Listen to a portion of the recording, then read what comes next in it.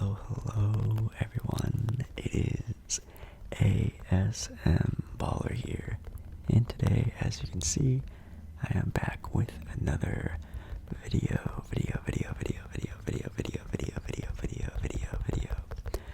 Today's video is going to be, again, another soft-spoken video because it is very loud in the world today, so I'm very sorry this video is very scuffy or not super relaxing, but thought I'd still get a video in for you guys just because I know you guys really do appreciate that, like my consistency, I guess you can say. So hopefully you guys don't mind it being a little bit more of a noisier video, but hopefully still somewhat relaxing. So in today's video, as you can see, we are going to be discussing about some problems that some teams have in the NBA and maybe some ways we can fix them or some more quick solutions to some of your favorite NBA teams' problems. Also, make sure you do like the video. If you do like the video, make sure you subscribe to the channel. Obviously, making our way to 10,000 subscribers. Wow. Cannot believe I'm saying that. Super crazy, but thank you guys so much for that. Make sure you check out yesterday's video where I did kind of a little bit of a different video. I did a over-explaining ASMR video. Don't know if you've ever seen a video like that before, but it's kind of a popular trend in the ASMR world, so give that video a try if you're interested. And yeah, I think that's everything, so let's get started. Alrighty, so we are going to take a look here at a Bleacher Report, which again, it's mostly just for fun, just to see what the Bleacher Reporter has to say about what teams' biggest problems are and some solutions to them. So this is how every NBA team can solve its biggest problem this season. So I'm assuming it's going to be talking a lot about trades, maybe some free agents that can help out with some teams, or maybe just some teams that are just going to be down in the dumps because they're bad. So we're going to get into that. So let's see here. Obviously, all 30 NBA teams, can't really talk very in depth about a lot of them. So if you do want me to do a more in-depth look at your team, if you want, I still do custom ASMR videos. So just hit me up in the emails down below. Well, in the description, my email's in there. But yeah, anyways, first we have the Atlanta Hawks. And for the Atlanta Hawks there, they say that their biggest problem is backcourt stoppers, perimeter defense. I will say maybe yes. I think the biggest problem for the Atlanta Hawks is time. That'd be mine. And I'm also going to be giving mine for each team. But I think they don't really need to rush this process after having one really good but pretty lucky playoff run last year, going all the way to, the Eastern Conference Finals. That's really impressive for a very young team. They should not try to rush the process on almost trying to be a win-now style of team. So let's hope that they just take their time, develop the players the same way they have been so far, adding a couple pieces here and there, and then really making a push. Maybe in like 3 to 5 years after, the Nets and the Bucks and the Lakers sort of have their runs, you know what I mean? So for the Boston Celtics, they say their number one problem is bench experience, and their solution is to use trade exceptions. That is pretty true. I think we all agree that Boston isn't the super deep team it used to be back in the day when, they had players like Kelly Olynyk and Terry Rozier and Marcus Smart coming off the bench. That's not the team anymore. So I think now they really just need to add depth with its veteran leadership or anything like that. I mean, sure, they did get better off of that with, adding Al Horford, Enes Kanter. They have a good point guard coming in Dennis Schroeder. Hopefully he has a good year for them this year. So it's not a total bad spot they're in right now, but definitely not where they need to be. I think, obviously, to be competitive, Tatum and Brown have to have maybe their best season so far in the NBA this upcoming year. They would have a shot at that for sure, but I think adding a little bit more depth to the teams, which in the playoffs we saw that depth was like the number one thing that was really helping a lot of these teams like the Bucks and the Suns make finals runs. So if the Celtics don't have that, it's going to be kind of rough for them. But yeah, if they could find trades for trade exceptions or just free agents, that'd be really good. So I think that one is actually true. They do need to be deeper.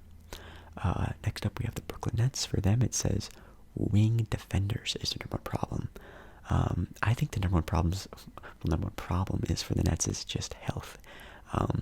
I'm assuming they're going to be resting KD, Harden, Kyrie a lot this year.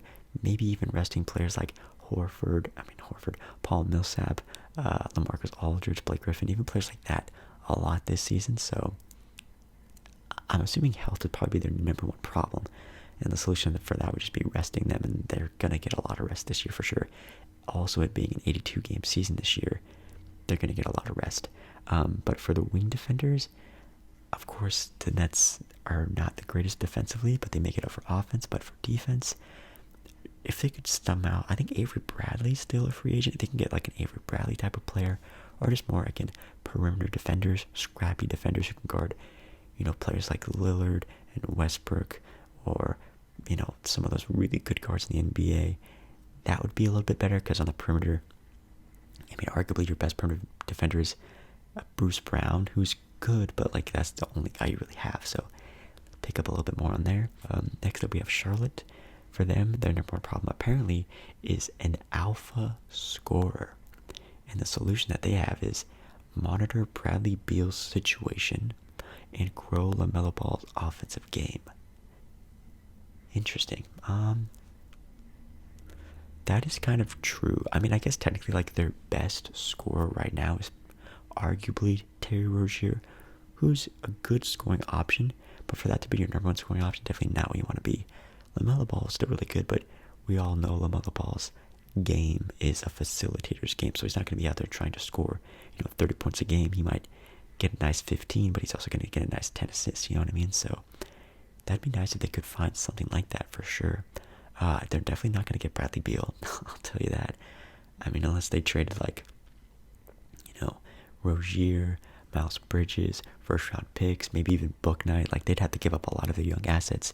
Then basically your rebuild is all for nothing, you know what I mean? So I think let's not do that. I think for them, they just need to stick together. Maybe they have another bad season. Maybe they get another really good draft pick. Maybe they grow Bouknight's sort of scoring ability. Maybe in the next 2-3 years, Bouknight becomes their number one option next to LaMelo Ball. That'd be really cool. Or even just the progression of Terry Rozier or Miles Bridges. That'd be really cool to see. So I think for them, kind of like with Atlanta, don't rush the process. We have the Chicago Bulls, and for them, they have front court depth. That's true. That's 100% facts. The solution is embrace small ball, target low salary power forwards and centers. 100% this is true. Now, since the Lauri Markkanen trade, their best power forward is Patrick Williams, who's, a good up-and-coming player, but for that to be your best power forward, again, not really the best situation for them. And then for backup centers, I don't even know who they have backing up Vucevic at all, so they definitely need to get some players in free agency, or maybe even some trade value, trying to get some backup bigs for this team for sure. And next up we have the Cleveland Cavaliers.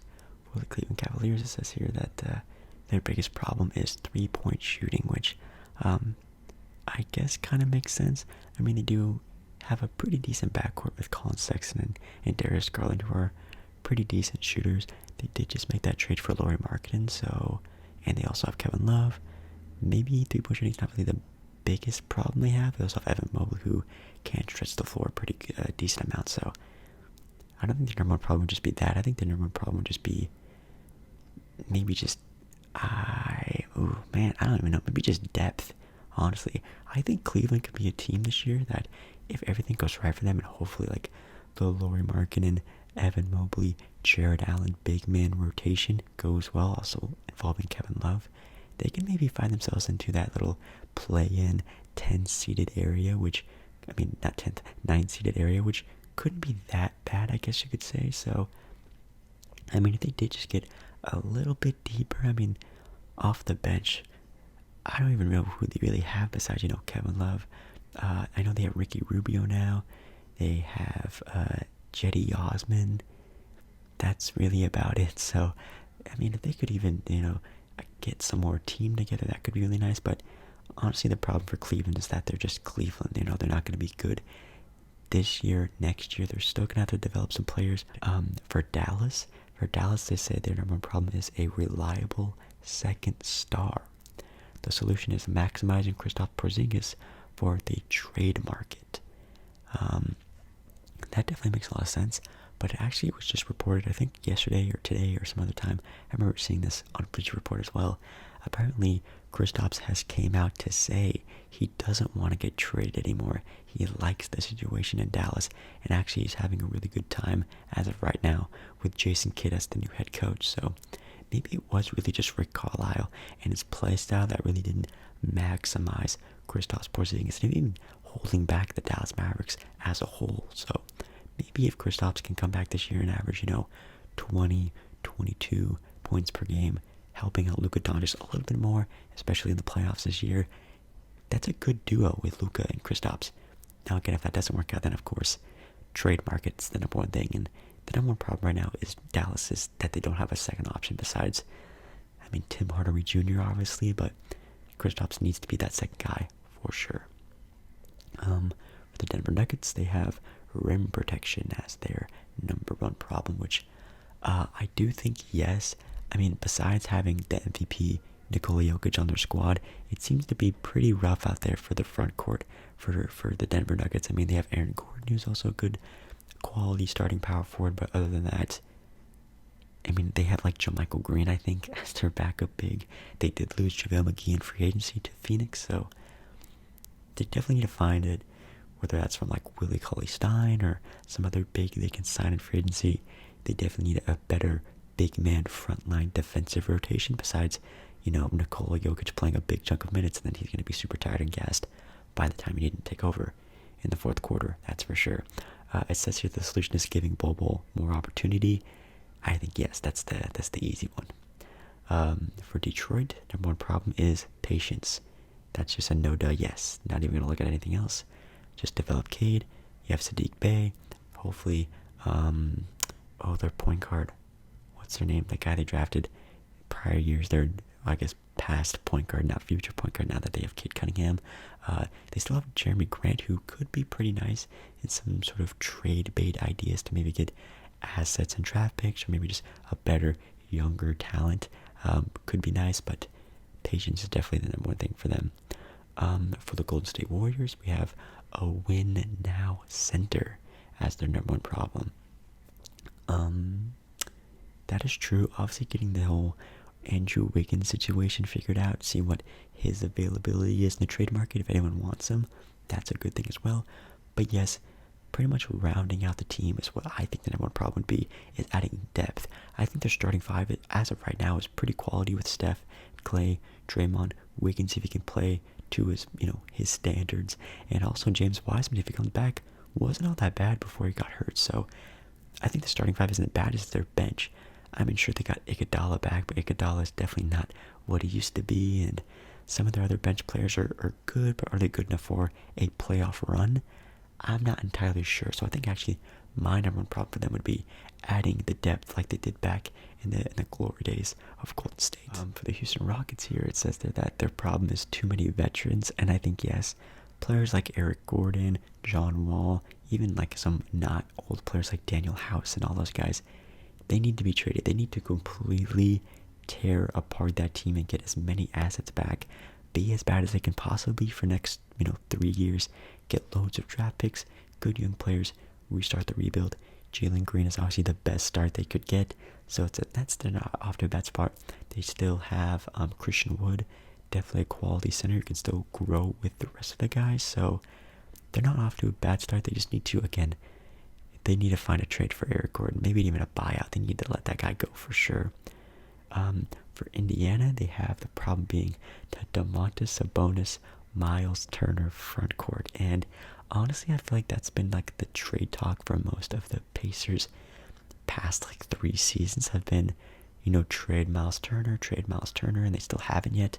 I think this year would probably be the year to do it because, again, the East is getting a lot better and the Pacers aren't. So if they're going to find themselves out of the playoffs like they did last year, they're really going to need to find out what they can do with these pieces. So if they could trade Miles Turner for, again, if the Warriors situation doesn't work out, they could trade maybe Turner for James Wiseman. That'd be pretty interesting, or something like that.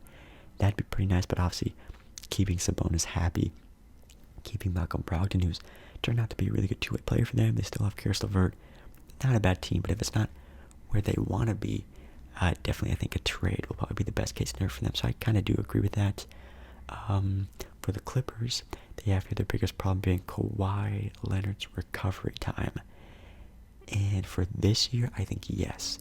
You have Kawhi maybe not even playing at all this year, maybe not even like a month or two out of the season. So that's going to be pretty hard for them, playing with Kawhi in like what, May? No, not even May. Before that, it'd be like February, March, and then having to start a championship run. That's going to be very tough. So they say here the solution that would just be giving more time and potential sort of look at for Terrence Mann, Kenan Johnson. I think yes, Terrence Mann is probably going to be starting alongside Paul George this year, which I'm actually kind of excited to see. Obviously, since Terrence Mann had that 40-point playoff game, going to be really cool to see how well he can do when basically he is the starter guy now. So I will agree with that. That does make a lot of sense.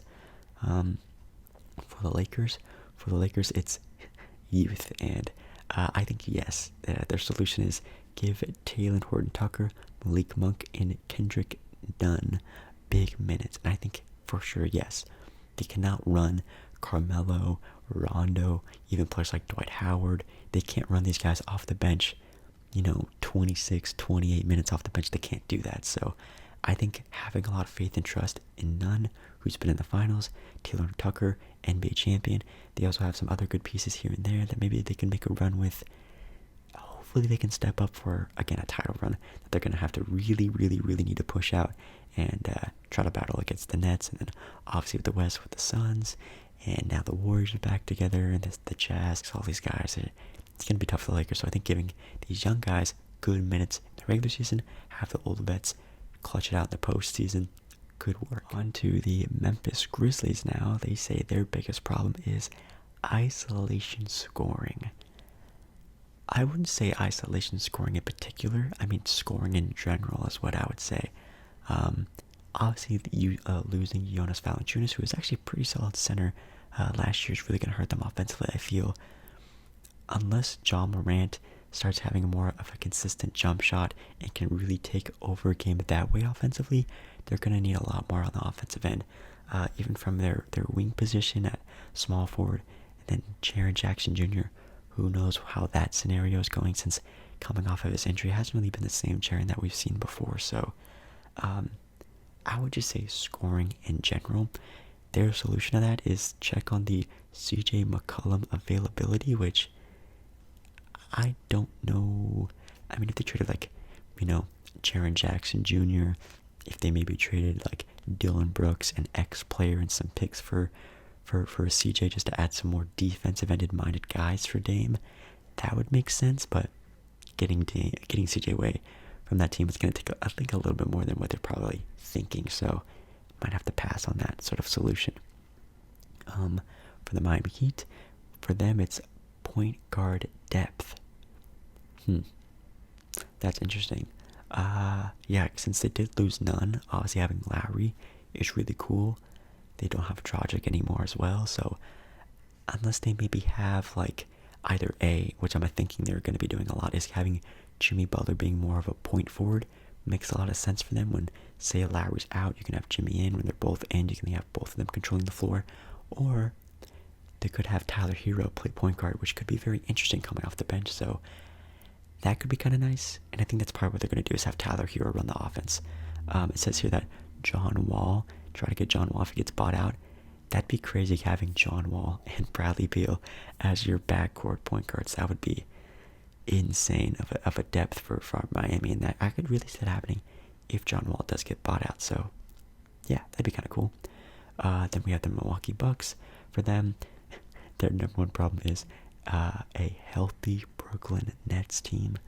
No duh, I think Brooklyn is the number one problem for every team in the NBA. So I think for just the Bucks, they just have to like cross their fingers, and no offense, I'm not hoping for any teams to get injured, but they're probably hoping for, some favors falling for them matchup wise. Maybe, the Nets have to face against, I don't know, Philadelphia in the first round or something crazy like that happening, to where they are a tougher out than making all the way to the conference finals on an easy run. So on to the Minnesota Timberwolves, and for them, it says their number one problem is a backup point guard, which I don't agree with at all. I think their biggest problem, I think we can both agree on this, is their forward depth.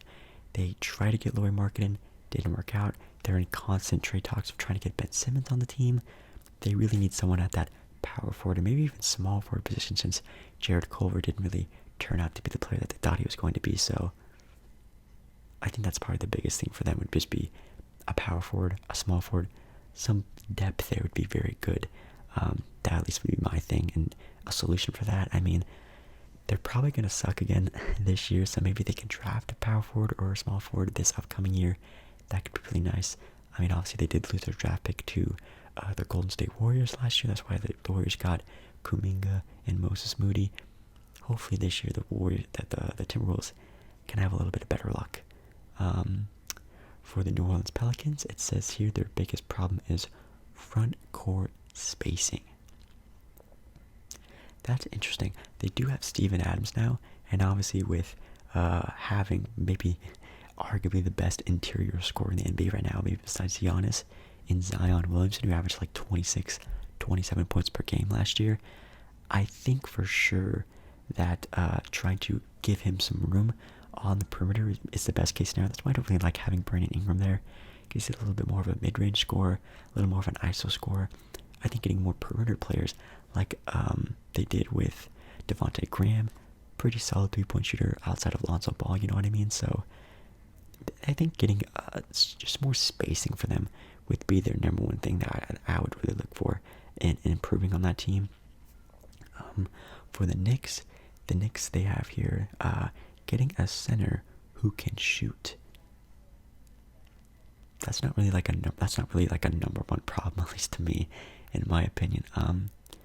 I think for the Knicks, their biggest problem is don't rush. Again, for a lot of these guys, it's don't rush. And the Knicks, they're still a young team. They still have RJ. I mean, Randall's not even really that old. Emmanuel Quickly. They have Mitchell Robinson. All these guys still need to develop a little bit more before they can really make that big-time push. I mean, last year, they did good. They made the playoffs. Golf clap for them. They did amazing. But don't try to go all in. They don't need to start, rounding out a roster and getting depth and everything like that. They still need to get their core guys together. Obviously, betting on free agency is also a thing to do. So obviously in adding all these pieces, they're spending a lot of cap space, but say one of these years, they have no cap space, but all these free agents are available, then they can't really do anything. So you know what I mean? So I think again for them, patience. Next up we have the Oklahoma City Thunder. For them, their problem is experience. I wouldn't really say that. I mean, not to be like dumb, but again, I think for them it's just patience again. I mean, they have a bunch of draft picks. They can take a bunch of risks. They still have SGA, who's one of the best, young guards in the NBA. He's going to have a really good year this year. Hopefully, Gibi can come back from his injury. They have good defense with Dort and Shea as well.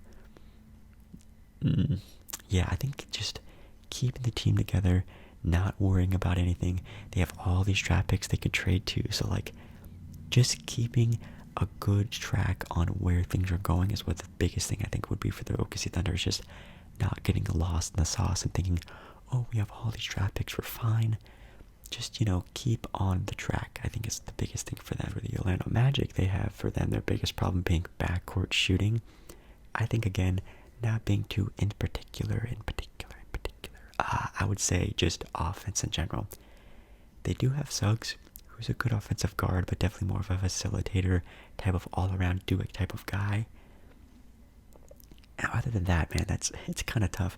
Cole Anthony's probably their next best scorer, because they have Fultz, not really a go-to scorer. They have Jonathan Isaac, not truly a go-to scorer. So I think getting a guy who can just go get you a bucket is what they are really looking for, and I don't think Suggs can do that yet. And Cole Anthony is probably their best guy at that as of right now. So definitely rounding that out would be probably my go-to thing, at least in my opinion. For the Philadelphia 76ers, for them, the problem is a reliable third scorer. And obviously, they're not talking about Ben Simmons. They're talking about, Joel Embiid, Tobias Harris. They really need that third option guy. And obviously, with the trade of Ben Simmons inevitable now, it's going to be interesting to see where he goes. I mean, again, Portland with CJ is probably like the number one thing everyone's talking about. Even as a Blazer fan, I don't even know how I feel about it. I have no idea. Obviously, Bradley Beal. They could even try to go after something a little bit more crazy with like Colin Sexton from the Cavaliers or something crazy like that. Maybe if they traded like, Anthony Edwards or even D'Angelo Russell from the Timberwolves, could be very interesting as well. So watch out for a trade like that. And for Phoenix, they say their problem is power forward clarity. I would say their forward position is definitely their weakest. I think they just have Trey Crowder. They have like Cam Johnson. They have like Dario Saric. I think for sure. I think maybe even for them, it's just keeping deep. That'd be my biggest problem for them. Make sure you're keeping the depth of the Phoenix Suns, because that's what won you the West last year. Is because all these big time teams were all hurt. Like the Clippers, their big time duo gone. The Lakers gone. I think adding their depth really helped them sort of blow over those teams, because when those superstars go down or are having off games, the depth of Phoenix was there and still willing to win. So I think just keeping the team deep, whether it is again through big time trades, more free agents. I love their pickup of JaVale McGee. That's really important for them. So I think for that, keeping deep, their biggest problem. Hopefully the depth is still there. I think it's they're basically just running it back this year, which is really good. So for the Portland Trailblazers, their biggest problem is obviously defense, and I will agree that defense is their biggest problem, but I will say, do not commit too heavy on defense. You don't want to have this thing where you have a bunch of really good all-ball defenders, but all those guys can't score, and then you just have Lillard and McCollum just trying to make a bunch of offense by themselves, you know what I mean? So just try to balance it out. We just need some balance in that. So I love the re-signing of Powell. Cody Zeller is going to be a good backup big for us. I think Tony Snell can be a good spot-up shooter, can defend a little bit with his length. Ben Lackamore is okay. Larry Nance Jr. is the best thing we got this offseason. So, and I actually do like the low-key pickups here and there. I love like Dennis Smith Jr. and Marcus Chris. He's now on the roster as well. So those little pickups here and there are going to be good for the depth of the team. Just don't go too heavy on defense to where we can't score against the best teams in the NBA. But I think that's definitely their biggest thing. And also keeping Damian Lillard happy is also the biggest problem for them. They obviously need to do that. Last couple ones, Sacramento Kings, for them, if they say wing depth, for me, everything. I think the Kings are just still not where they need to be at all. They have one of the best young guards in the NBA, also including Tyrese Halliburton, obviously De'Aaron Fox is who I was talking about. I mean, sure, getting a good, quality wing outside of Harrison Barnes would be great. If they could somehow get a trade for him, that'd be amazing. But yeah, I think they just need more, obviously more depth. I think they need a new front office. I think they need some new changes up to the scenery of the Kings. They are good enough to make a playoff run. They're good enough to make, a 9th, 10th seed play-in spot, I think for sure. But will they this year? Probably not, because they just aren't there yet. So they probably need another, bad season, another good draft pick away from being that quality team we can sort of see, sort of being composed right now. But as of right now, they're still a little bit too far, at least in my opinion. The San Antonio Spurs, their biggest problem, again, a lot of teams, patience. They're finally starting to rebuild. Hopefully they're going to start sucking, which is going to be amazing for them. They need to find their go-to guy. It's not DeJounte, I'm sorry. It's not Keldon Johnson, I'm sorry. They need to find their next Kawhi, their next Tim Duncan, their next David Robinson. They need to find their next franchise guy. So that's their biggest problem. Toronto's biggest problem is their direction, in my opinion. What are they trying to do? Are they trying to rebuild? Are they trying to compete? They have, a really good draft pick this year in Scotty Barnes, a lot of player development in Gary Trent Jr., or they still have Siakam, they have Fred VanVleet, they can still make a playoff run. I have no idea. Obviously, Siakam is in a lot of different trade talks a lot. I mean, do they pull the trigger on a Siakam trade? I have no idea. That's what they need to figure out. But I think definitely finding out where they're going this year is their biggest problem. Are they going to commit to the rebuild with Scotty Barnes? Or keep to the sort of thing where, well, we can still compete. Let's make a playoff push type of direction. So that's for me. We have the Utah Jazz. Oh God, for the Utah Jazz, I think for them it's just consistency. It's just when they're a good team in the regular season, but when it comes down to the postseason, can they beat the teams like the Lakers, teams like the Clippers, teams that have, no offense to the Jazz, real-time superstars like Kawhi, LeBron, Anthony Davis? Can they compete with guys like that with just, a very good all-star player in Donovan Mitchell, and then Rudy Gobert as their second best player? I have no idea, but just staying consistent enough for the depth of their team to sort of take over, kind of like how Phoenix did last year, I think is how they're gonna have to play this. So yeah, biggest problem, just winning in the postseason, I guess. And last, we have the Washington Wizards. For them, their biggest problem is patience. They're gonna probably go through rebuild. I think Bradley Beal's probably gonna ask for a trade at some point in time this year, but obviously losing Russell Westbrook, they lost John Wall. All they have is Bradley Beal. They're not gonna be a playoff team. It's gonna be tough for them to see what happens. But I mean, whatever Bradley Beal wants is what Bradley Beal's gonna get, and it's gonna be determining the future of the Washington Wizards from here on out. So I think the biggest problem is just be patient, see what Bradley Beal wants to do. If he wants to stay, try to build a team around him. If he wants to leave, then he should probably leave and get traded for a very good piece, I should say. Right, guys, that's gonna be it for me. Sorry if, again, a lot of background noise in tonight's video. Very annoying time to film. It took me about 3 hours to film this video. Very annoying. So thank you guys so much for liking this video. If you did like this video, subscribe to the channel. If you are enjoying the content, I post a lot of different other types of content, so make sure you check it out. And I'll see you again very soon. Alright guys, bye.